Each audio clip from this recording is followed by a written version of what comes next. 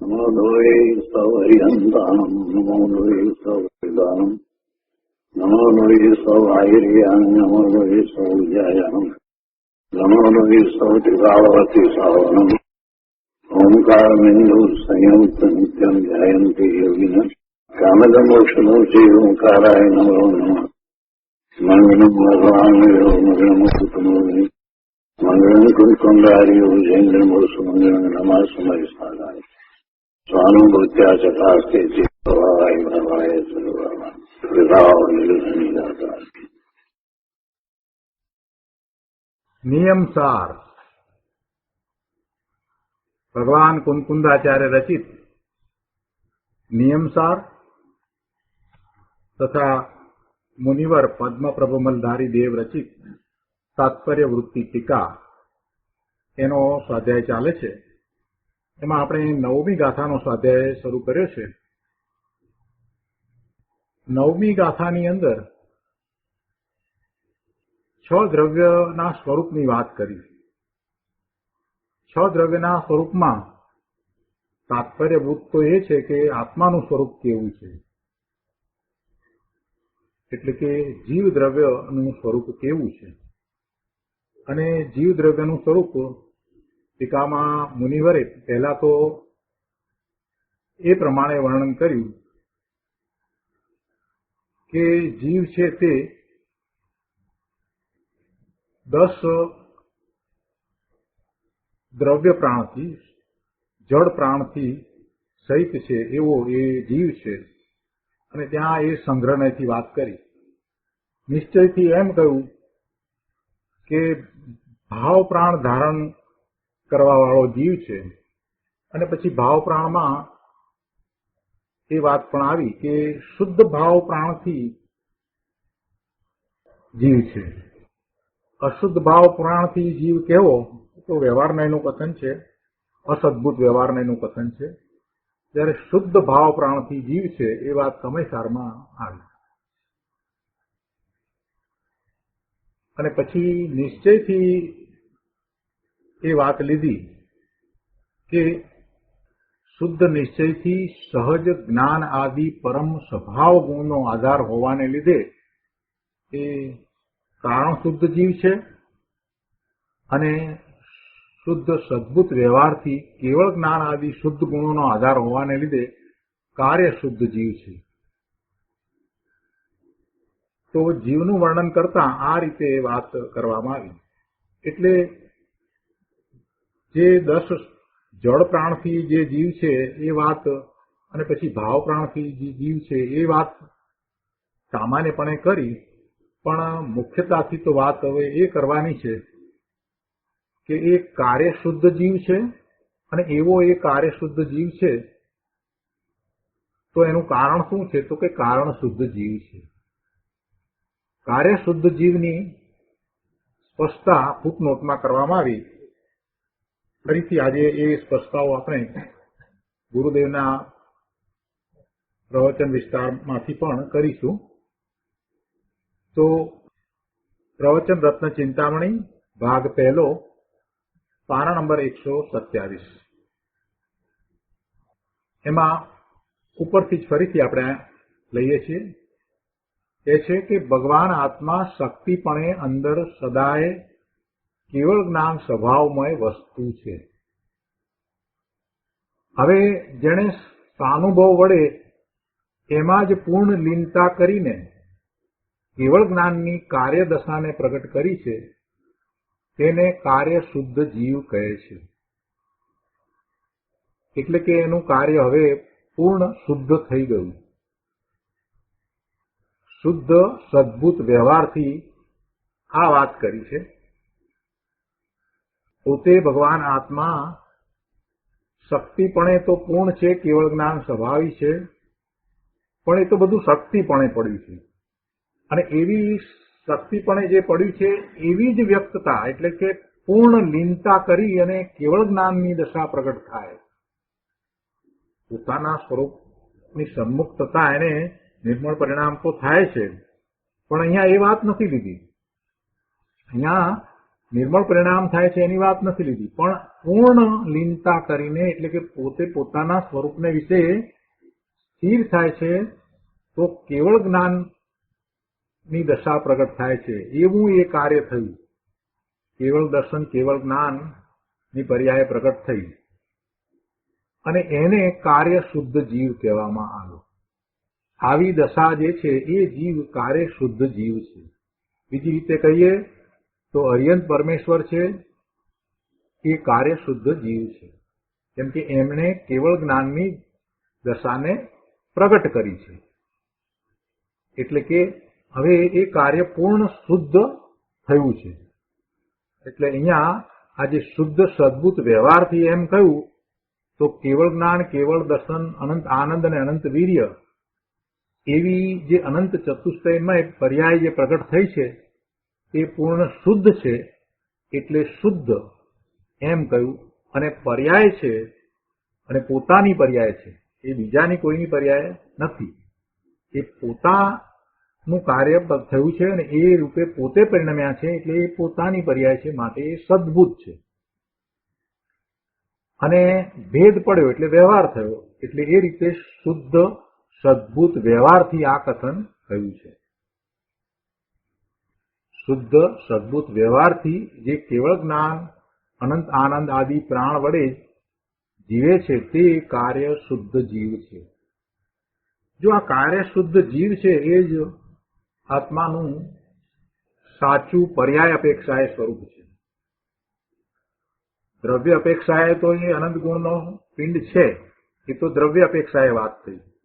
પણ પર્યાય અપેક્ષાએ આત્મા કેવો છે તો કે છે કે એ સ્વરૂપમાં સ્થિર થયો છે અને એને એવા અનંત ચતુષ્ટય પ્રગટ થયા છે. એવી જે દશા થઈ છે જેને આપણે કાર્ય શુદ્ધ જીવ કહીએ છીએ, તો એવું કાર્ય શુદ્ધ જીવ એવું પ્રગટ થવું, એવી પર્યાય એ આત્માનું સાચું શુદ્ધ સ્વરૂપ છે પર્યાય અપેક્ષાએ.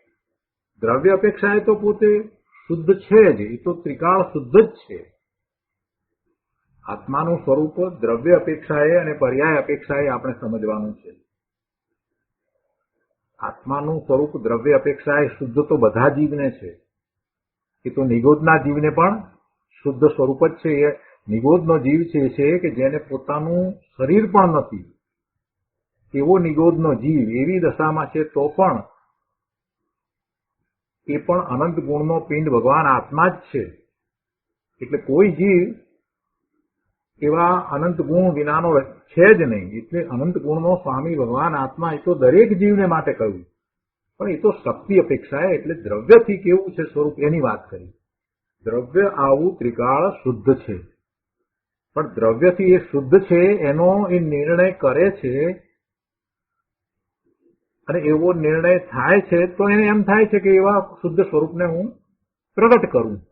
એટલે પોતાનું દ્રવ્યથી કેવું શુદ્ધ સ્વરૂપ છે એ વાત પણ જાણવી પડે, અને જાણ્યા પછીથી પોતાનું પર્યાય અપેક્ષાએ કેવું શુદ્ધ સ્વરૂપ હોવું જોઈએ એ વાત પણ જાણવી પડે. એટલે અહીંયા એ વાત બંને સાથે લેવામાં આવી છે. અને એવા દ્રવ્યને જીવ દ્રવ્ય કહ્યું છે. છ દ્રવ્યની વાત ચાલે છે ને, તો છ દ્રવ્યમાં કોને જીવ દ્રવ્ય કહ્યું, આ એની વાત ચાલે છે.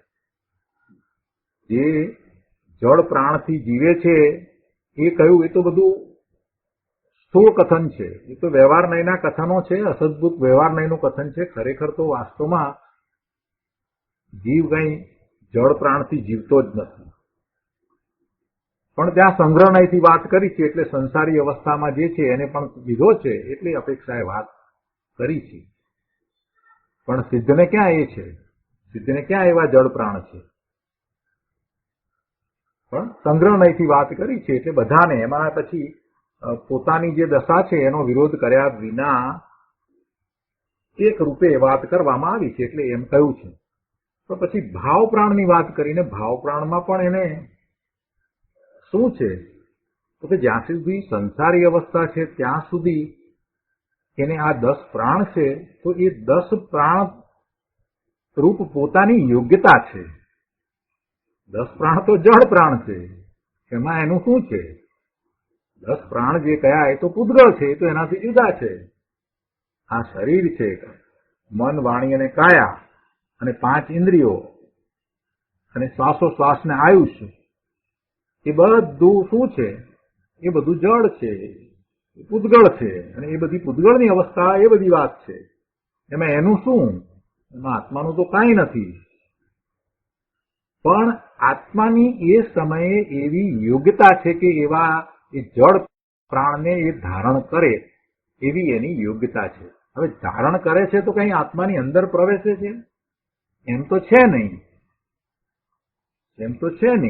પણ એની એવી યોગ્યતા છે કે પોતે જે પર્યાયમાં છે, સંસાર અવસ્થામાં જે પર્યાયમાં છે, તો એ પર્યાય પ્રમાણે એને એવી યોગ્યતા છે, ને એવી યોગ્યતા અનુસાર એને શરીર પ્રાપ્ત થાય છે. એટલે એટલા પ્રમાણમાં એવા એને જળ પ્રાણ છે, એનો સંયોગ થાય છે. એક ઇન્દ્રિયમાં છે તો એક ઇન્દ્રિય છે, એમાં પછી મન ને વાણી પણ નથી. એક ઇન્દ્રિય છે, કાયા છે, શ્વાસોશ્વાસ છે, અને આયુષ્ય છે. તો કેટલા પ્રાણ થયા? 4 પ્રાણ થયા. અને પચેન્દ્રિય છે, સંઘની પચેન્દ્રિય થયો છે તો 10 પ્રાણ છે. પણ એ 10 પ્રાણ હોય કે 4 પ્રાણ હોય કે 6 પ્રાણ હોય, એ બધા જળ છે. અને જીવને શું છે એમાં? તો કે જીવને એવી યોગ્યતા છે કે એવા એ 10 પ્રાણ સહિત હોય એવી યોગ્યતા છે. જીવની એવી યોગ્યતા છે તો એને એવું સંયોગમાં એ વખતે પ્રાપ્ત થયું છે. પણ છતાંય આ બધું કઈ જીવ છે એમ નહીં. અહીંયા તો મૂળ જીવની વાત કરવી છે કે જે કાયમ રહે છે, ટકીને રહેવા વાળી એની અવસ્થાઓ છે. આ બધી વાત સમજાવી છે, જીવનું મૂળ સ્વરૂપ સમજાવવું છે.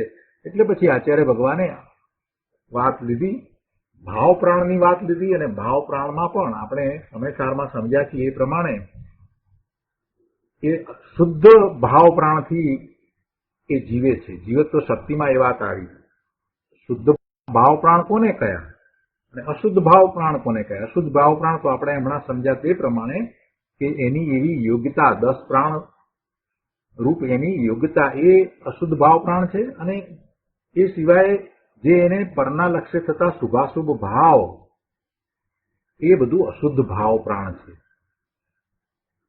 એટલે ખરેખર વાસ્તવમાં એ કઈ શાશ્વત કાયમ રહેવાવાળી વસ્તુ નથી. એટલે અશુદ્ધ ભાવ પ્રાણથી ખરેખર એનું જીવન છે એમ નથી.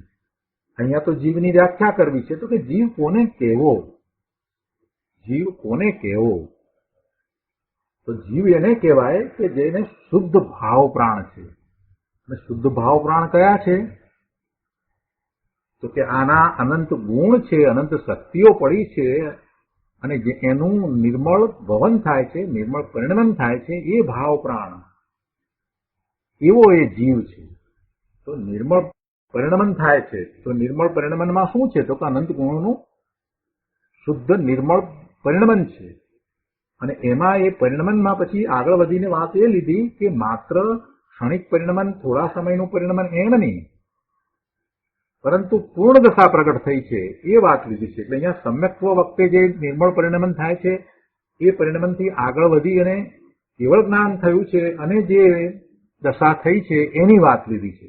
એટલે કેવળ જ્ઞાન, કેવળ દર્શન અને અનંત આનંદ, અનંત વીર્ય, આ દશા પ્રગટ થઈ છે એ એની શુદ્ધ દશા છે અને એ જીવ છે. હવે શુદ્ધ દશા રૂપે આ તો જીવ કયો, તો પછી એ જ રીતે શુદ્ધ શક્તિપણે પણ જીવ હોવો જોઈએ ને, તો જ શુદ્ધ દશા થાય ને. જીવની પૂર્ણ શુદ્ધ દશા થાય ક્યારે? તો દશા કઈ એટલે એ તો પર્યાય થઈ. તો પછી દ્રવ્ય અપેક્ષાએ પણ જીવ શુદ્ધ હોવો જોઈએ ને. તો કે દ્રવ્ય અપેક્ષાએ જે શુદ્ધ જીવ છે, જેને કારણે આવી શુદ્ધ પૂર્ણ શુદ્ધ દશા થાય છે, તો એવી દ્રવ્ય અપેક્ષાએ જે શુદ્ધ જીવ કયો એને અહીંયા કારણ શુદ્ધ જીવ કયો.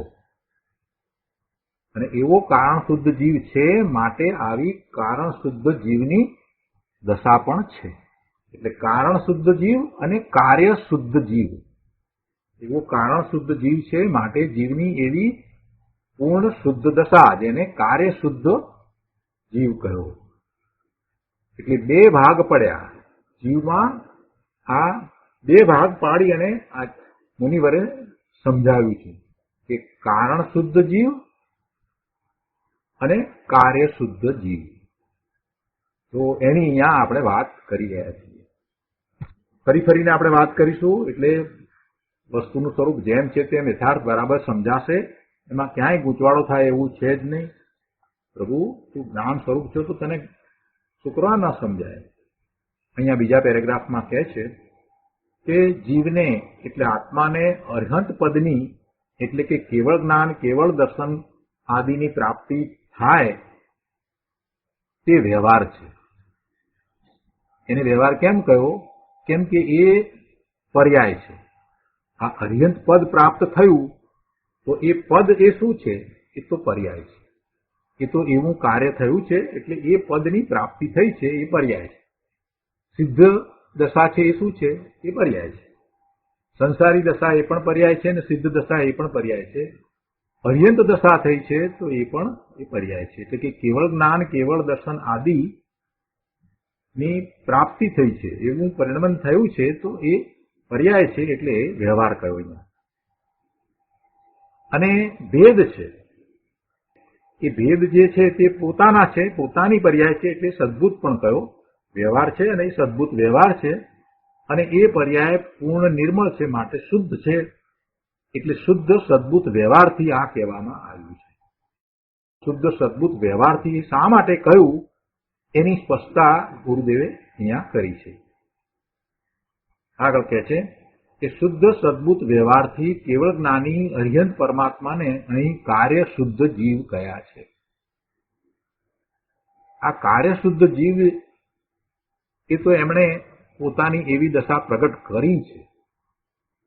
પણ કારણ શુદ્ધ જીવનો વિચાર કરીએ તો કારણ શુદ્ધ જીવ તો દરેક જીવ છે. આર્યંત પરમેશ્વરે તો એવી કાર્ય શુદ્ધ દશા પ્રગટ કરી છે એટલે એવા આર્યંત પરમેશ્વરને આપણે કાર્ય શુદ્ધ જીવ કહીએ. એ દશા થઈ છે ત્યારે. પણ બીજા બધા અન્ય જીવો એમણે ક્યાં એ દશા પ્રગટ કરી છે? તો પછી એમનામાં કાંઈ ઉણપ છે, ખામી છે? ના, એમ નથી. એ બધા પણ કારણ શુદ્ધ જીવ છે અને એ બધા પણ આવું કાર્ય શુદ્ધ જીવ પણ એટલે કે એવી પર્યાય પ્રગટ કરી શકે એવા સામર્થવાળા છે, એવા સક્ષમ છે. એટલે અંદરમાં શું પડ્યું છે? શક્તિ રૂપે શું પડ્યું છે? પોતાનું શુદ્ધ સ્વરૂપ પડ્યું છે અને એને કારણ શુદ્ધ જીવ કહેવામાં આવે છે. એટલે અહીંયા કહ્યું કે જ્ઞાન આનંદ આદિની પૂર્ણ દશાને પ્રાપ્ત એવા પરમાત્મા છે એમને કાર્ય શુદ્ધ જીવ કયા છે. જ્યારે ત્રિકાળી એક જ્ઞાયક સ્વભાવી જીવને કારણ શુદ્ધ જીવ કહે છે. એક જ્ઞાયક સ્વભાવી કહ્યું પણ એમાં અંદરમાં સમજી લેવું સાથે કે એ જ્ઞાયક સ્વભાવી કહેતા અનંત ગુણનો પિંડ ભગવાન આત્મા છે. એમાં અનંત ગુણ આવી ગયા. એનો સ્વભાવ એવો જ છે કે જ્યારે ત્રિકાળી ત્રણેય કાળે એક જ્ઞાયક સ્વભાવી જીવને કારણ શુદ્ધ જીવ કહે છે. અને આવું કારણ શુદ્ધ જીવનું હોવું એ શક્તિ અપેક્ષાએ છે, એ દરેક જીવને માટે છે. એ દરેક જીવને માટે છે. એટલે આ રીતે કાર્ય શુદ્ધ જીવ અને કારણ શુદ્ધ જીવ એમ બે કયા. એક જીવ દ્રવ્યની ઓળખ આપવી છે. જીવ દ્રવ્ય કોને કહેવું તો આ રીતે એનું પૂર્ણ વર્ણન કર્યું. એક જીવ દ્રવ્યમાં કારણ અને કાર્ય એવો ભેદ પાડી અને જે શક્તિ રૂપે પડ્યું છે એ સ્વરૂપ પણ દર્શાવ્યું અને જે પૂર્ણ શુદ્ધ સ્વરૂપ અવસ્થા રૂપે હોય એ પણ બતાવ્યું. એટલે કારણ શુદ્ધ જીવ અને કાર્ય શુદ્ધ જીવ એવો જીવ છે, એવું જીવ દ્રવ્ય છે. 6 દ્રવ્યની વાત ચાલે છે. બધા કહે છે કે અમને તો 6 દ્રવ્યની ખબર છે, અમે તો સમજ્યા છીએ. શું સમજ્યા છો? જુઓ, આવું કાંઈ સમજ્યા હતા? જીવનું સ્વરૂપ સમજવાનું છે ભાઈ. જીવના સ્વરૂપને જેમ છે તેમ સમજવાનું છે. જીવનું સ્વરૂપ દિનેશ્વર ભગવાનના જ્ઞાનમાં જે રીતે આવ્યું છે એવું સમજવાનું છે અને એ પ્રયોજનભૂત છે. એને નહીં સમજીએ ત્યાં સુધી બાકી ગમે તે પ્રકારે વાર્તાલાપ કરીએ બધું નિરર્થક છે. ગમે તેવી ચર્ચાઓ કરીએ ધર્મના નામે, એ બધું નકામું છે. અહીંયા કહે છે કે ભગવાન કેવળી પરમાત્મા કાર્ય શુદ્ધ જીવ છે. જો અગાઉ પણ એ વાત આવી છે, આપ્તની વાત કરી ત્યારે પણ એ વાત તો આવી હતી. ત્યાં એ કાર્ય પરમાત્મા એમ શબ્દ મૂક્યા હતા. ત્યાં કારણ પરમાત્મા અને કાર્ય પરમાત્મા. પહેલા કાર્ય નિયમ અને કારણ નિયમની વાત કરી હતી કે કાર્ય નિયમ છે એ પ્રયોજનભૂત છે. કાર્ય નિયમ છે એ પ્રયોજનભૂત છે. અને એ શું છે તો કે એ નિર્મળ પરિણામ છે. સમ્યક દર્શન, સમ્યક જ્ઞાન, સમ્યક ચારિત્રના નિર્મળ પરિણામ છે. એ પ્રયોજનભૂત છે. અને એને નિયમ કયો. અને એ શુદ્ધ છે કે જેની અંદર એનાથી વિપરીત ભાવ નથી એમ દર્શાવવા માટે એની પાછળ સાર લગાડ્યો, એટલે એને નિયમ સાર કહ્યું. આ આપણે અગાઉ શરૂઆતમાં કરી ગયા. ત્યારે ત્યાં કારણ નિયમ અને કાર્ય નિયમની વાત કરી હતી. તો કારણ નિયમ જે છે એ કાર્ય નિયમનું કારણ છે. કાર્ય નિયમ તો એ દશા કહી, એવા નિર્મળ પરિણામ રૂપ જીવની દશા કહી, અને એ પ્રયોજનભૂત છે. એ પ્રગટ કરવા યોગ્ય છે. એ જીવનું કાર્ય છે. તો એવું કાર્ય થઈ શકે છે, અને એવું કાર્ય થાય એનું કારણ શું છે? તો ત્યાં એમ કહ્યું હતું કે કારણ નિયમ કયો હતો. તો એ કારણ નિયમ છે એ, અને અહીંયા આ કારણ શુદ્ધ જીવ કયો. એ બંને વસ્તુ એક જ છે, એમાં કઈ જુદું નથી. અને પછી જે કારણ નિયમ કયો, ત્યાર પછીથી આગળ વધીને જયારે એમ વાત કરી કે સમ્યક્ત્વ સંબંધીની વાત કરી કે નિશ્ચય સમ્યક્ત્વ સહિત જે છે એને વ્યવહાર સંકિત હોય છે, તો દેવગુરુ શાસ્ત્રની એને સમ્યક શ્રદ્ધા હોય છે, અને એમાં દેવની વાત કરી. તો દેવ કહેતા તીર્થંકર ભગવાન, કેવળી ભગવાનની વાત કરી, આપ્તની વાત કરી. તો એ દશા છે, અને એ દશા કેવી રીતે પ્રગટ થાય છે એની વાત સમજાવી. તેઓ એ દશાને કારણ પરમાત્મા અંદર પડ્યો છે, માટે એવી કાર્ય પરમાત્મા દશા પ્રગટ થાય છે. તો ત્યાં 7મી ગાથાની અંદર કારણ પરમાત્મા અને કાર્ય પરમાત્મા કહ્યું. તો એ કાર્ય પરમાત્મા એ જ કેવળી ભગવાન છે, એ જ તીર્થંકર ભગવાન છે, એ વાત ત્યાં લીધી. અને ત્યાં એને કાર્ય પરમાત્મા કહ્યો. અને એ કાર્ય પરમાત્મા એવી દશા થવાનું કારણ શું? તો ત્યાં એને કારણ પરમાત્મા કહ્યું. અને અહીંયા જીવ દ્રવ્યની વ્યાખ્યા કરતા કારણ શુદ્ધ જીવ અને કાર્ય શુદ્ધ જીવ એમ કહેવામાં આવ્યું. એટલે જે કાર્ય શુદ્ધ જીવ કયો એ જ ખરેખર તો પરમાત્મા છે, એ જ કાર્ય પરમાત્મા છે. અને જે કારણ શુદ્ધ જીવ કયો એ જ કારણ પરમાત્મા છે. એટલે કે કારણ નિયમ કહો, કારણ પરમાત્મા કહો કે કારણ શુદ્ધ જીવ કહો, એ ત્રણેય એક જ છે. અને કાર્ય પરમાત્મા કહો કે શુદ્ધ કાર્ય જીવ કહો, એ પણ એક જ છે. પણ કાર્ય નિયમ જે કહો એ વિતરાગી પરિણામ છે. ત્યાં પૂર્ણ દશાની વાત નથી. અહીંયા પરમાત્માની વાત કરી ત્યારે એ પૂર્ણ દશા, એટલે કે પોતે અનંત ચતુષ્ટય પ્રગટ કર્યા છે એવી શુદ્ધ દશા છે. અને એ શુદ્ધ દશા છે તે જીવની શુદ્ધ દશા છે. તો એને શુદ્ધ કાર્ય જીવ કહ્યો. તો કાર્ય શુદ્ધ જીવ છે તે જ પરમાત્મા છે, અને એ જ કાર્ય પરમાત્મા છે. એટલે હું ધારું છું કે આ ત્રણે સાથે સમજીએ તો કોઈ મૂંઝવણ હોય બધું સ્પષ્ટ થઈ જશે. આ બે વસ્તુ તો એક જ છે. કઈ બે વસ્તુ એક જ કઈ? કાર્ય પરમાત્મા કયો એ, અને કાર્ય શુદ્ધ જીવ, એ બંને એક જ છે. અને પેલા ત્રણ એક છે: કારણ નિયમ, કારણ પરમાત્મા અને કારણ શુદ્ધ જીવ, એ ત્રણ એક છે. હવે કહે છે કે ભગવાન કેવળી પરમાત્મા કાર્ય શુદ્ધ જીવ છે. કેમ?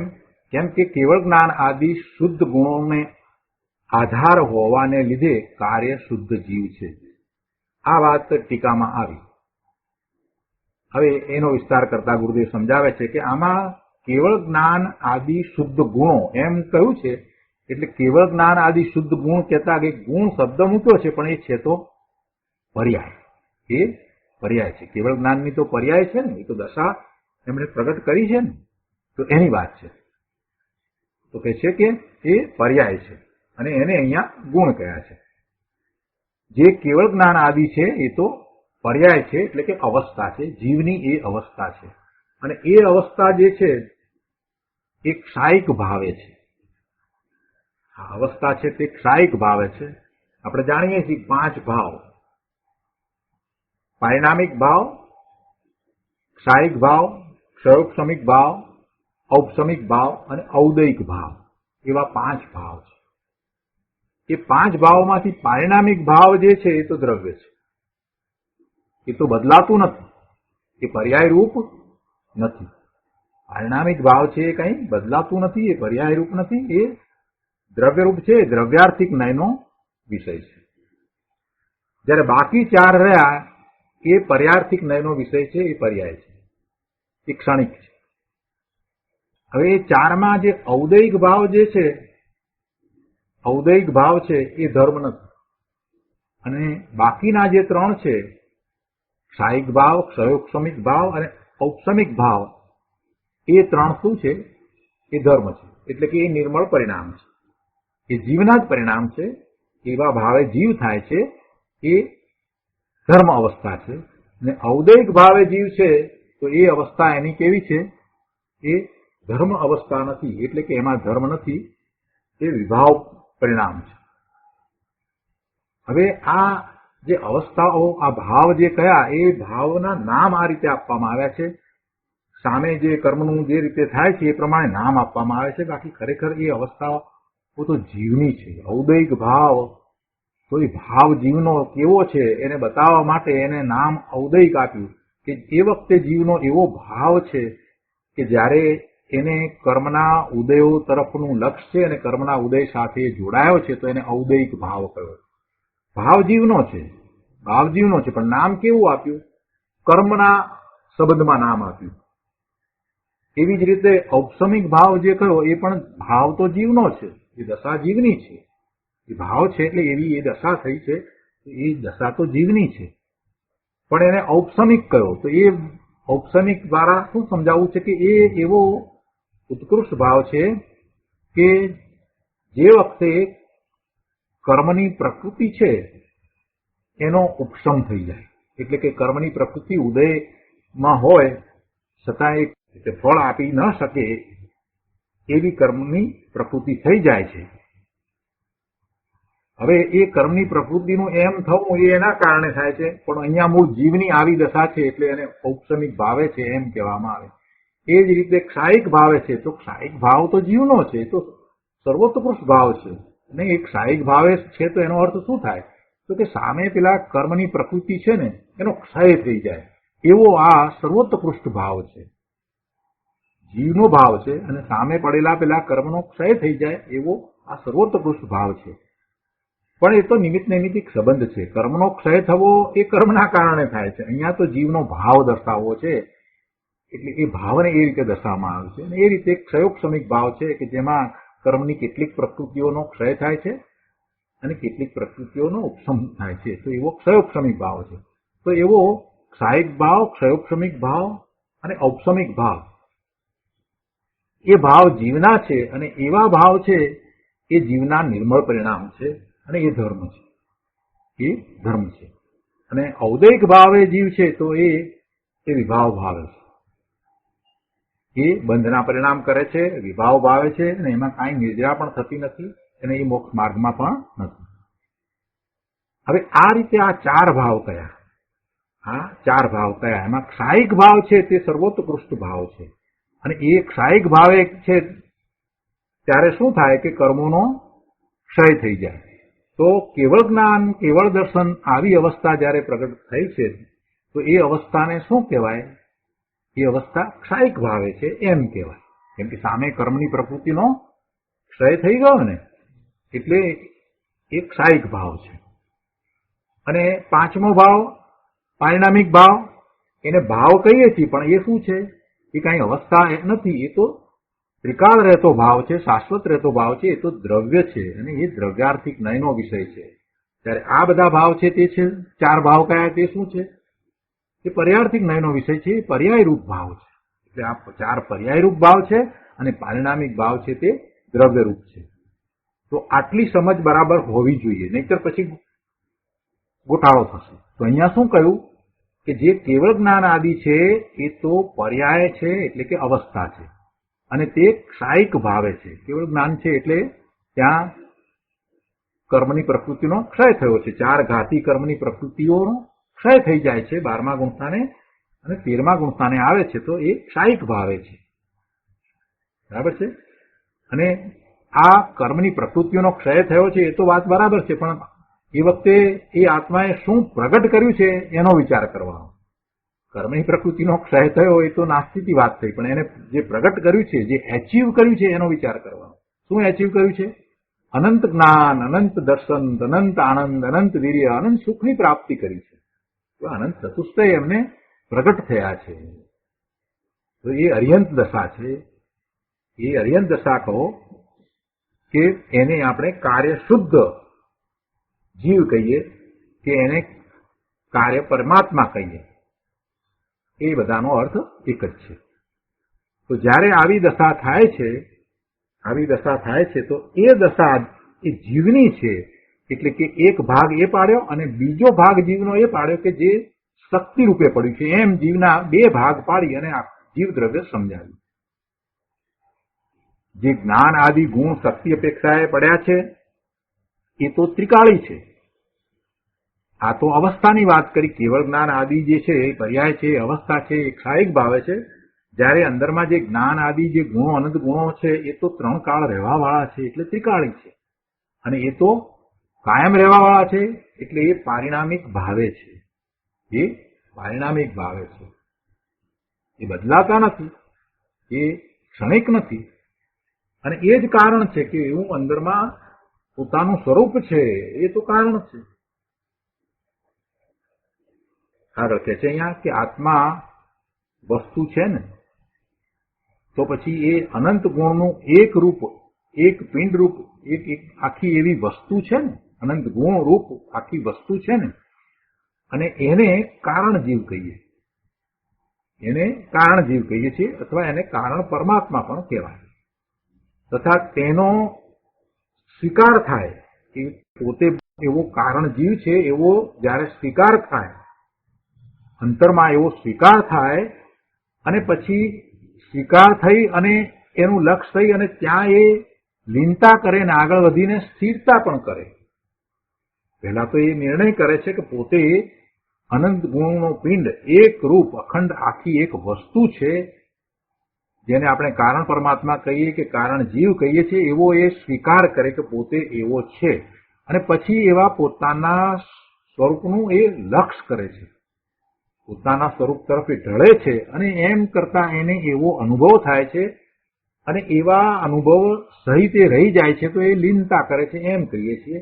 અને પછી એમાંથી બહાર જ નથી આવતો અને સ્થિર થઈ જાય છે. તો એ પોતાના સ્વરૂપમાં સ્થિર થયા. જ્યારે સ્થિરતા થઈ જાય છે તો એ દશા પૂર્ણ દશા છે. અને એવી પૂર્ણ દશા પ્રગટે તેને કાર્ય શુદ્ધ જીવ કહીએ છીએ, અથવા તો કાર્ય પરમાત્મા કહીએ છીએ. એ દશા છે. કાર્ય શુદ્ધ જીવ એ પણ દશા છે, અને કાર્ય પરમાત્મા એ પણ દશા છે. એટલે આ રીતે એક જીવમાં કારણ અને કાર્યના 2 ભેદ પાડ્યા, અને એ 2 ભેદ પાડી અને જીવનું સ્વરૂપ સમજાવ્યું. આ જીવ દ્રવ્ય કેવું છે એ સમજાવ્યું. આ વાત આવી એટલે કોઈ અહીંયા એમ કહ્યું કે આ તો તદ્દન નવી વાત છે. ગુરુદેવ કહે છે, ભાઈ તને એ અજાણી છે માટે નવી લાગે છે, બાકી આ તો અનાદિની વાત છે. ભગવાન તીર્થંકર દેવો અનંતકાળથી આ કહેતા આવ્યા છે, અનંતકાળથી કહેતા આવ્યા છે. એટલે ઋષભદેવ ભગવાનના વખતમાં પણ આ વાત હતી, અને એની પહેલાની 24મી થઈ ને, એ 24 ભગવાનના વખતમાં પણ આ વાત હતી, ને એની પહેલાની 24મી ત્યારે પણ આ જ વાત હતી.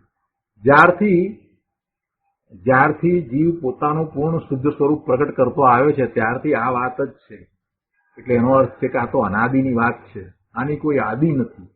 જ્યારથી જીવ છે ત્યારથી કોઈ જીવ પૂર્ણ શુદ્ધ સ્વરૂપે પણ છે, અને પછી એમ છે તો પછી આ વાત પણ ત્યારથી જ છે. જેને જ્યારે જાણી ત્યારે એને જાણી, જાગ્યા ત્યારથી સવાર પોતાના સ્વરૂપને જેમ છે તેમ જાણીએ તો જ એવો પુરુષાર્થ ઉપડે, તો જ પોતાના સ્વરૂપનું મહાત્મા આવે. એને પરનું મહાત્મા તો ઘણું કર્યું છે, પણ પોતાનું મહાત્મા નથી કર્યું, એટલે સાચો પુરુષાર્થ એનો ઉપડ્યો નથી. પરલક્ષી શુભ ભાવમાં એ રહ્યો છે ને એને એ પુરુષાર્થ માને છે, પણ પોતાનું મહાત્મા નથી આવ્યું, એટલે સ્વલક્ષી એને પુરુષાર્થ નથી ઉપડ્યો. એટલે આચાર્ય ભગવાન આ રીતે વસ્તુનું સ્વરૂપ એટલે કે પોતાનું સ્વરૂપ, જીવનું સ્વરૂપ સમજાવી રહ્યા છે. જો અહીંયા કેટલીક સ્પષ્ટતાઓ ગુરુદેવે કરી છે. કહે છે કે પરમાં કાર્ય નિપજે તે કાર્ય શુદ્ધ જીવ નથી. કાર્ય ક્યાં નિપજે છે? પોતાની અંદર નિપજે છે. એટલે કહે છે કે પરમાં કાર્ય નિપજે તે કાર્ય શુદ્ધ જીવ નથી. જીવમાં અશુદ્ધ રાગ આદિ કાર્ય નિપજે તે કાર્ય શુદ્ધ જીવ નથી. એટલે કે એવી પર્યાય જો થઈ છે અશુદ્ધ રાગાદી અને એવા ભાવે જીવ પરિણમ્યો છે તો એ કાર્ય શુદ્ધ જીવ કહેવાય નહીં. શુભ ભાવે જીવ રહ્યો હોય, ગમે તેટલા ઉત્કૃષ્ટ શુભ ભાવે જીવ રહ્યો છે તો પણ એ કાર્ય શુદ્ધ જીવ કહેવાય નહીં. ત્રીજું કહે છે કે જીવમાં અપૂર્ણ શુદ્ધ પર્યાય નિપજે તે કાર્ય શુદ્ધ જીવ નહીં. જીવમાં અપૂર્ણ શુદ્ધ પર્યાય એટલે કે સમ્યક્ત્વના પરિણામ થયા છે તો એ શુદ્ધ પર્યાય થઈને એવા નિર્મળ પરિણામ થયા ને તો તે પણ કાર્ય શુદ્ધ જીવ નહીં. ત્રણ વાત કરી. કાર્ય શુદ્ધ જીવ કોને કહ્યો? જેને કેવળ જ્ઞાન પ્રગટ કર્યું છે એને કાર્ય શુદ્ધ જીવ કહ્યો. બરાબર છે? તો પછી આ પરમા કાર્ય નિપજે એ તો કાર્ય શુદ્ધ જીવ છે જ નહીં, એ તો વાત જ કાઢી નાખવાની. પણ પોતાને શુભ ભાવ થયો છે એટલે કે જીવની અંદર શુદ્ધ ભાવના સ્થાને એને શુભ ભાવ છે, શુદ્ધ ભાવ નથી પણ શુભ ભાવ છે એટલે એ રાગ છે. તો પણ એ અવસ્થાને કાર્ય શુદ્ધ જીવ કહેતા નથી. એટલે અહીંયા એમ કહ્યું કે એ અશુદ્ધ રાગાદી કાર્ય નિપજ્યું ત્યારે જે અવસ્થા છે તે કાર્ય શુદ્ધ જીવ નથી. ત્રીજી વાત કે જીવમાં નિર્મળ પરિણામ થયા છે પણ હજી અપૂર્ણ દશા છે, સાધક દશા છે. જીવમાં શુદ્ધ દશા નિર્મળ પરિણામ થયા છે એવી પર્યાય થઈ છે અને એવી પર્યાય રૂપે જીવ પરિણમ્યો છે તો એ દશા થઈ છે તો એને પણ કાર્ય શુદ્ધ જીવ નહીં કહ્યો. એ પણ કાર્ય શુદ્ધ જીવ નહીં. જીવમાં અપૂર્ણ શુદ્ધ પર્યાય નિપજે તે કાર્ય શુદ્ધ જીવ નહીં. તમને ત્રણ વાતને બરાબર સમજવાની.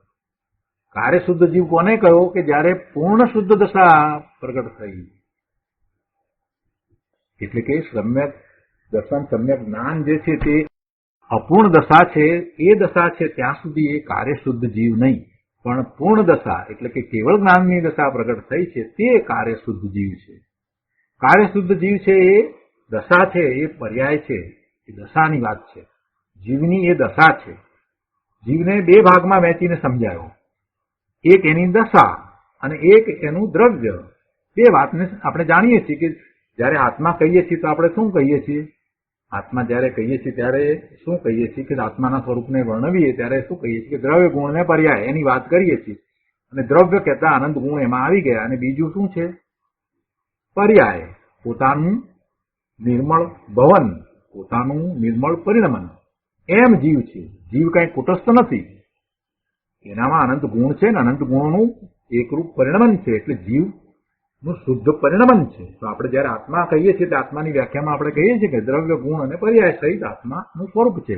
તો અહીંયા એ વાત સમજાવી છે કે જે દ્રવ્ય છે તે ગુણો છે અને એ ગુણો છે એ કારણ છે. કારણ શા માટે એને કહ્યું? કેમ કે એનું પરિણમન છે એ શુદ્ધ નિર્મળ પરિણમન છે. એટલે એ પરિણમન જે થાય એ શુદ્ધ નિર્મળ પરિણમન થાય. પણ અહીંયા એ ક્ષણિક પરિણમનને નથી લીધું. અહીંયા તો એ પરિણમન એવું થઈ ગયું કે કાયમ માટે હવે શુદ્ધ નિર્મળ પરિણમન જ થાય એવી શુદ્ધ દશા થઈ, પૂર્ણ શુદ્ધ દશા. એને અહીંયા કાર્ય શુદ્ધ જીવ કહ્યું. એવી દશા થઈ ગઈ છે. અને એ થવાનું કારણ તો અંદરમાંથી જ આવ્યું ને કે પોતે કારણ પરમાત્મા છે અથવા તો પોતે કારણ શુદ્ધ જીવ છે માટે એ થયું. અને કારણ શુદ્ધ જીવ છે એ છે શું? એ અનંત ગુણનો પિંડ ભગવાન આત્મા પોતે છે. એ દ્રવ્ય છે. એટલે જીવનું જયારે વર્ણન કરીને જીવ સમજાવવો છે ત્યારે કેવા જીવને અહીંયા સમજાવ્યો? પહેલા તો સંસારી અવસ્થાની વાત કરી અને દ્રવ્ય પ્રાણ છે એની પણ વાત કરી મુનિવરે, અને ત્યાર પછીથી જીવની આ દશા જે પૂર્ણ શુદ્ધ દશા છે એ અને એવી પૂર્ણ શુદ્ધ દશાનું જે કારણ છે એ એટલે શક્તિ અપેક્ષાએ અને વ્યક્તતા અપેક્ષાએ જીવ કેવો છે એ વાત મુનિવરે સમજાવી દીધી. બરાબર છે ને? તો જીવ દ્રવ્યને કેવી રીતે સમજાવવામાં આવ્યો છે? આપણને કોઈ પૂછે કે તમે જીવ કોને કહો છો, તો આ રીતે જીવ કહેવાય. બધું જ આવી જાય, કોઈ વસ્તુ બાકી રહી નહીં. સંસાર પર્યાયની પણ વાત આવી ગઈ, અને એ સંસાર પર્યાયની અંદર એની એવી યોગ્યતા છે એટલે એ અશુદ્ધ ભાવ પ્રાણની વાત આવી ગઈ, અને સાથે રહેલ જે એ પ્રાણ છે, જળ પ્રાણ છે, એની પણ વાત લઈ લીધી. પણ એ બધું કાંઈ એની મૂળ ઓળખાણ નથી, એની એ સાચી ઓળખાણ નથી. તો સાચી ઓળખાણ પછી આ રીતે કાર્ય શુદ્ધ જીવ અને કારણ શુદ્ધ જીવ. કારણ શુદ્ધ જીવ છે તો પછી કાર્ય શુદ્ધ જીવ એવી દશા પ્રગટ થાય છે, અને એ બે ભાગ પાડીને સમજાવ્યું એટલે એવું જીવ દ્રવ્ય છે. બહુ સુંદર વાત છે, બહુ સરસ રીતે જીવ દ્રવ્યનું નિરૂપણ કરવામાં આવ્યું છે. આવું અદભુત નિરૂપણ બીજે ક્યાંય નથી, આવી વાત બીજે ક્યાંય નથી. ગુરુદેવ એ વાત આગળ કહે છે. હવે અહીંયા આગળ કહે છે 128મા પાના ઉપર કે જીવમાં અહીંયા જે ત્રણ વાત કરીને આપણે કે જીવમાં અપૂર્ણ શુદ્ધ પર્યાય નિપજે તે કાર્ય શુદ્ધ જીવ નહીં, પરંતુ જીવમાં પૂર્ણ શુદ્ધ પર્યાય પ્રગટે અર્થાત કેવળ જ્ઞાન આદિ પ્રગટે તે દશા છે તે કાર્ય શુદ્ધ જીવ છે. તો આ ચાર વાત આમાં કરવામાં આવી. હવે આગળ કહે છે કે 128મા પાના પર અહીંયા કહે છે કે જુઓ, કહે છે કે કેવળ જ્ઞાન આદિ શુદ્ધ ગુણોનો, શુદ્ધ ગુણ કેવળ જ્ઞાન આદિ શુદ્ધ ગુણ કયું એટલે એ શુદ્ધ પર્યાય છે. કેવળ જ્ઞાન આદિ શુદ્ધ ગુણ કહેતા એ પર્યાય. તો કહે છે કે કેવળ જ્ઞાન આદિ શુદ્ધ ગુણોનો અર્થાંત શુદ્ધ પર્યાયોનો આધાર હોવાને લીધે કાર્ય શુદ્ધ જીવ છે. કેવળ જ્ઞાન આદિ શુદ્ધ ગુણોનો અર્થાંત શુદ્ધ પર્યાયનો આધાર હોવાને લીધે કાર્ય શુદ્ધ જીવ છે. ગુરુદેવ એનો વિસ્તાર કરતા કહે છે કે ભાઈ જે કાર્ય શુદ્ધ જીવ છે તે આવી પૂર્ણ શુદ્ધ પર્યાયોનો આધાર છે. આ કાર્ય શુદ્ધ જીવ એવી જીવની જે અવસ્થા, એ અવસ્થા ખરેખર આ કેવળ જ્ઞાન, કેવળ દર્શન ના બધા જ ગુણોના જે પૂર્ણ નિર્મળ પરિણામ છે એનો આધાર એ છે. એવા નિર્મળ પરિણામનો આધાર એ શું છે? તો કે કાર્ય શુદ્ધ જીવ છે. પેલા તો એક એક ગુણ કરીને વાત થાય ને કાર્ય શુદ્ધ જીવ કહેતા તો એ બધા ગુણો એમાં આવી જાય છે. એટલે કાર્ય શુદ્ધ જીવ છે તે આ કેવળ જ્ઞાન આદિ શુદ્ધ પર્યાયોનો આધાર છે. શું કહ્યું? જે કાર્ય શુદ્ધ જીવ છે એ આ કેવળ જ્ઞાન આદિ શુદ્ધ પર્યાયોનો આધાર છે. જે કાર્ય શુદ્ધ જીવ છે તે આવી પૂર્ણ શુદ્ધ પર્યાયનો આધાર છે. પરનો આધાર નહીં, રાગાદિનો આધાર નહીં, અપૂર્ણ પર્યાયનો આધાર નહીં, એનો પણ આધાર નહીં. આધાર કોનો? કાર્ય શુદ્ધ જીવ છે એ આધાર છે, અને એ આધાર છે માટે કેવળ જ્ઞાન, કેવળ દર્શન આદિ પરિણામ થાય છે. હવે કહે છે કે અશુદ્ધ સદભૂત વ્યવહારથી મતિ જ્ઞાન આદિ વિભાવ ગુણોનો આધાર હોવાને લીધે અશુદ્ધ જીવ છે. ટીકાની હવે આ વાતને ગુરુદેવ સમજાવે છે. ત્યાં શુદ્ધ સદભૂત વ્યવહારથી વાત હતી, અહીંયા અશુદ્ધ સદભૂત વ્યવહારથી વાત છે. અશુદ્ધ સદભૂત વ્યવહારથી મતિ જ્ઞાન આદિ વિભાવ ગુણો, અહીંયા વિભાવ ગુણો કહેતા એ પણ પર્યાય છે, એનો આધાર હોવાને લીધે અશુદ્ધ જીવ છે.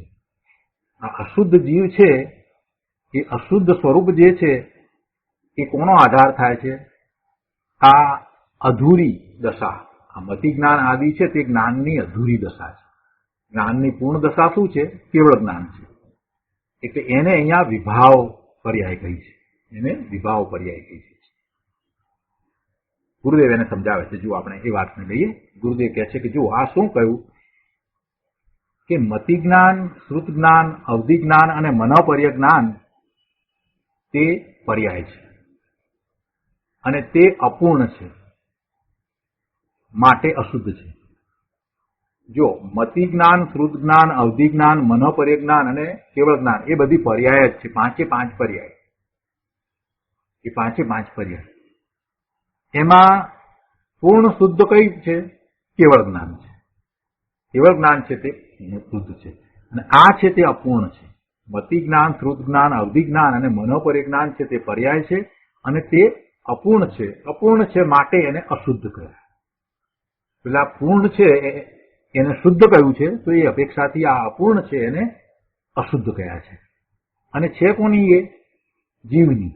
એ જીવની છે એટલે એને સદભૂત કહ્યું. એટલે એને સદભૂત કહ્યું. અને ભેદ છે માટે વ્યવહાર છે. એટલે આ રીતે અશુદ્ધ સદભૂત વ્યવહારથી મતિ જ્ઞાન આદિ ચાર જ્ઞાન વડે જીવે તે વિભાવિક જીવ એ અશુદ્ધ જીવ છે. શું કહે છે કે આ રીતે એ મતિ જ્ઞાન આદિ ચાર જ્ઞાન વડે જીવે, એનું જીવન આ ચાર જ્ઞાન વડે હોય, કેવળ જ્ઞાન વડે જીવન ન હોય. એમ કોઈ પણ જીવ છે એનું જીવન હજી એને કેવળ જ્ઞાનની પર્યાય ન પ્રગટ કરી હોય અને એનું જીવન આ ચાર જ્ઞાન વડે હોય, મતિ જ્ઞાન આદિ ચાર જ્ઞાન વડે એ જીવે, એ જીવ જીવે, તો એ વિભાવિક જીવ છે. એ દશા જીવની વિભાવિક જીવ કઈ? એ અશુદ્ધ દશા છે, એ અશુદ્ધ જીવ છે એમ કહ્યું. ચાર જ્ઞાન અપૂર્ણ છે ને એ અપેક્ષા. એટલે એ અપૂર્ણ છે એને અહીંયા અશુદ્ધ કયા છે, માટે અશુદ્ધ જીવ છે. પેલા શુદ્ધ જીવ છે, શુદ્ધ કાર્ય કહ્યું, ત્યાં શુદ્ધ કાર્ય કહ્યું અને ત્યાં કાર્ય પરમાત્મા પણ કહ્યું. અહીંયા પૂર્ણ દશા પ્રગટ નથી થઈ અને હજી આ જે મતિ જ્ઞાન આદિ ચાર જ્ઞાન વડે એ જીવે છે તો એ વિભાવિક જીવ કયો અને એ અશુદ્ધ જીવ કયો. અને એ અશુદ્ધ જીવ જે છે એને અહીંયા આ રીતે કહેવામાં આવ્યો કે અશુદ્ધ સદભૂત વ્યવહારથી મતિ જ્ઞાન આદિ વિભાવ ગુણોનો આધાર હોવાને લીધે અશુદ્ધ જીવ છે. અને એનો વિસ્તાર આપણે કરી રહ્યા છીએ. ચાર જ્ઞાન અપૂર્ણ છે તો તે અશુદ્ધ છે, માટે અશુદ્ધ જીવ છે. એક પૂર્ણ કેવળ જ્ઞાનને પ્રાપ્ત છે તે કાર્ય શુદ્ધ જીવ છે અને આ ચાર જ્ઞાનને પ્રાપ્ત છે તે અશુદ્ધ જીવ છે. જેને હજી કેવળ જ્ઞાન પ્રગટ નથી કર્યું એ અશુદ્ધ જીવ છે, અપૂર્ણ જીવ છે. પર્યાય અપેક્ષા. જેને હજી કેવળ જ્ઞાન પ્રગટ નથી કર્યું, એવી પૂર્ણ શુદ્ધ દશા પ્રગટ નથી કરી, એટલે એ અપૂર્ણ દશા છે તો એને અશુદ્ધ જીવ કહ્યું. અને જેને આ કેવળ જ્ઞાન પ્રગટ કર્યું છે, એટલે કે જે જીવની એવી દશા થઈ છે કે કેવળ જ્ઞાનને પ્રાપ્ત દશા છે, તો એ કાર્ય શુદ્ધ જીવ છે. એટલે એ કાર્ય શુદ્ધ જીવની અપેક્ષાએ જેને કેવળ જ્ઞાન નથી પ્રગટ કર્યું એ શુદ્ધ કહેવાય, અશુદ્ધ જીવ કહેવાય. જેને પૂર્ણ કેવળ જ્ઞાનને પ્રાપ્ત કર્યું છે, એવી દશાને પ્રગટ કરી છે, એને આપણે કાર્ય શુદ્ધ જીવ કહીએ. તો પછી જેને એવી કેવળ જ્ઞાનની દશાને નથી પ્રગટ કરી અને બાકીના ચાર જ્ઞાનની દશામાં છે તો એને શું કહેવાય? અશુદ્ધ જીવ કહેવાય. બહુ સહેલું છે, સમજાય એવું છે. અહીંયા કેવળ જ્ઞાનની અપેક્ષાથી આ વાત લેવામાં આવી છે. અશુદ્ધ કેમ કહ્યું? એક પૂર્ણ કેવળ જ્ઞાનને પ્રાપ્ત છે તે કાર્ય શુદ્ધ જીવ છે, એ તો આપણે સમજ્યા. એટલે કે એવી દશા જેને પ્રગટ કરી છે એ કાર્ય શુદ્ધ જીવ છે. અને આ ચાર જ્ઞાનને પ્રાપ્ત છે અને કેવળ જ્ઞાન પ્રગટ નથી કર્યું, તો એ દશા કેવી છે? એ દશાને અશુદ્ધ જીવ કહ્યો. પેલાને કાર્ય શુદ્ધ જીવ કહ્યો અને આને અશુદ્ધ જીવ કહ્યો. અહીં મતિ જ્ઞાન આદિ ચાર જ્ઞાનને વિભાવ ગુણો કહ્યા છે. કેમ કે અપૂર્ણ છે ને, એટલે અપૂર્ણ હોવાથી વિભાવ પર્યાય છે. એ ગુણ કયા? આપણે ગુણ નથી, પર્યાય છે. તો અપૂર્ણ છે તો અપૂર્ણની અપેક્ષાએ એને વિભાવ કહ્યા. તેમજ તેમાં બીજી વાત પણ સાથે લીધી છે, સ્પષ્ટતા કરી છે ગુરુદેવે કે તેમજ તેમાં કર્મનું નિમિત્તપણું પણ છે. શેમાં કર્મનું નિમિત્તપણું છે? આ 4 જ્ઞાન છે એની અંદર કર્મનું નિમિત્તપણું છે, એટલે એને વિભાવ પર્યાય કહી છે, જ્યારે કેવળ જ્ઞાનની અંદર એ નથી. હવે આવી વસ્તુ સ્થિતિ છે, અંદર પોતાની ચીજ છે એને સમજ્યા વિના ભાઈ તારા આ બધા સામાયિક આદિ શું કામ આવે? ગુરુદેવ કહે છે કે ભાઈ તું તારા સ્વરૂપને પોતાની ચીજને સમજે નહીં તો તું જે કાંઈ કરે છે એ શું કામ આવશે? કોઈએ કહ્યું કે પણ એ પાઠ તો કરે છે ને, એવો સામાયિકનો પાઠ તો કરે છે ને. ગુરુદેવ કહે છે કે કાંઈ જે સમજ્યા વિના એ સામાયિકના પાઠને બોલી જાય એ તો બાળક જેવી ક્રિયા છે. બાળક પેલા આંખ બોલી જાય, ઘણી વખતે કાંઈ સમજતા ન હોય તો એ બોલી જાય, આપણે જેમ બોલાવીએ એમ બોલે. કહે છે કે એમ પાઠ બોલી જાય એટલે કઈ સામાયિક થઈ ગઈ એમ નથી. ભગવાન ત્રિકાળી ચૈતન્ય પ્રભુ પોતે છે, પોતાનું એવું સ્વરૂપ છે ને, એને સમજ્યા વિના ધર્મ ક્યાંથી હોય? પોતાનું એવું શક્તિ અપેક્ષા એ સ્વરૂપ છે અને તેની પૂર્ણ પર્યાય અને અપૂર્ણ પર્યાય એ બંનેને સમજે અને અપૂર્ણ પર્યાયથી પણ સંતોષ નથી માનતો અને પૂર્ણ પર્યાયને એ પ્રગટ કરે છે. આ બધી વાતને જ્યાં સુધી એ જાણે નહીં ત્યાં સુધી ક્યાંથી ધર્મ થાય? એટલે કહે છે કે ભગવાન ત્રિકાળી ચૈતન્ય પ્રભુ શું છે અને તેની પૂર્ણ પર્યાય શું છે અને તેની અપૂર્ણ પર્યાય શું છે એ બધું જાણ્યા વિના સાચું જ્ઞાન એટલે સમ્યક જ્ઞાન થાય નહીં, અને સાચા જ્ઞાન વિના સામાયિક પણ કેવી? સમ્યક જ્ઞાન વિના સામાયિક હોય નહીં, સાચું જ્ઞાન થયા વિના સામાયિક હોય જ નહીં. અહીંયા છેલ્લી લીટીમાં કહે છે, હવે કહે છે શુદ્ધ નિશ્ચયથી સહજ જ્ઞાન આદિ પરમ સ્વભાવ ગુણોનો આધાર હોવાને લીધે કારણ શુદ્ધ જીવ છે. ટીકાની વાતને લીધી છે, કાર્ય શુદ્ધ જીવની વાત કરી અને એવું કાર્ય શુદ્ધ જીવનું કારણ શું છે એની હવે વાત કરે છે. અને એ કઈ રીતે કહ્યું તો કે શુદ્ધ નિશ્ચયથી સહજ જ્ઞાન આદિ પરમ સ્વભાવ ગુણોનો આધાર હોવાને લીધે કારણ શુદ્ધ જીવ છે. જો એ વાતને સમજીએ, અહીંયા 129માં પાના ઉપર કહે છે કે જુઓ, અહીં જે સહજ જ્ઞાન આદિ પરમ સ્વભાવ ગુણો કયા? સહજ જ્ઞાન આદિ પરમ સ્વભાવ ગુણો જે કયા એ ગુણ જ છે, એ પર્યાય નહીં, એ એનું સ્વરૂપ છે. પરમ સ્વભાવ ગુણો જે કયા છે તો પરમ સ્વભાવ ગુણો શું છે? એ ગુણો છે, એ અનંત ગુણ છે, એની વાત કરી છે, જે સહજ પોતાનું સ્વરૂપ છે. તો કે સહજ જ્ઞાન આદિ કહેતા અનંત ગુણ આવી જાય. આપણે 47 શક્તિની વાત કરી, એ 47 ગુણની વાત કરી તો એમાં 47 નહીં પણ એવા અનંત ગુણોની વાત આવી. કેટલાય ગુણોના તો નામ પણ હોઈ શકે નહીં, એની સંજ્ઞા હોય નહીં. અનંત ગુણની વાત કરી તો અનંત નામ ક્યાંથી કાઢવા? પણ ગુણ છે. તો કે છે કે સહજ જ્ઞાન આદિ પરમ સ્વભાવ ગુણો કયા? તો તે ગુણ જ છે, એ પર્યાય નહીં. અને એવા ગુણોનો આધાર અને તેનો આધાર હોવાને લીધે કારણ શુદ્ધ જીવ છે. ભગવાન આત્મા જ્ઞાન, દર્શન, ચારિત્ર આદિ જે ત્રિકાળી ગુણો છે તે ગુણોનો આધાર છે. બરાબર છે? એમ કહીએ તો તરત સમજાઈ જાય. ગુણોનો આધાર શું? દ્રવ્ય. ગુણોનો આધાર શું? દ્રવ્ય. એ તો આપણને સમજાય છે. કેમ ગુણોનો આધાર આપણે દ્રવ્ય કહીએ છીએ? કેમ કે અનંત ગુણોનું અખંડ એક રૂપ છે, એને આપણે દ્રવ્ય કહીએ છીએ. ગુણોના સમૂહને તો આપણે દ્રવ્ય કહીએ છીએ.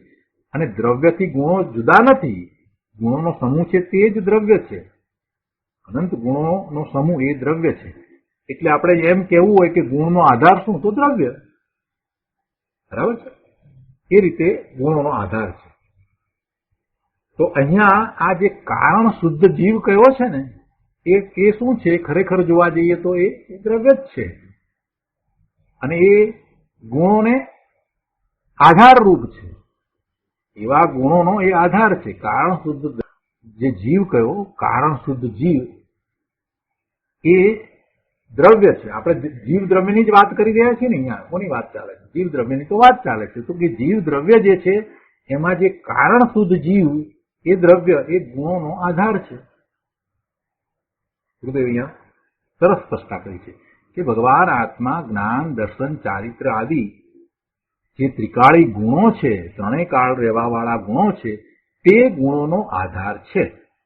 આમાં દ્રવ્ય આધાર અને ગુણો આધે છે એમ વાત થઈ. એમ જ થયું ને? એ જ રીતે વાત કઈ છે. દ્રવ્ય આધાર અને ગુણો આધેય.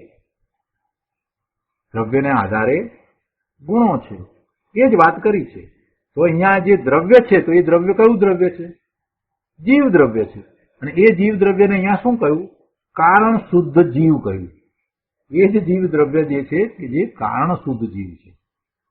કેમ કે આ કહેવા પાછળનું રહસ્ય શું છે કે તમે ગમે તે જીવની અવસ્થા છે ને એને તમે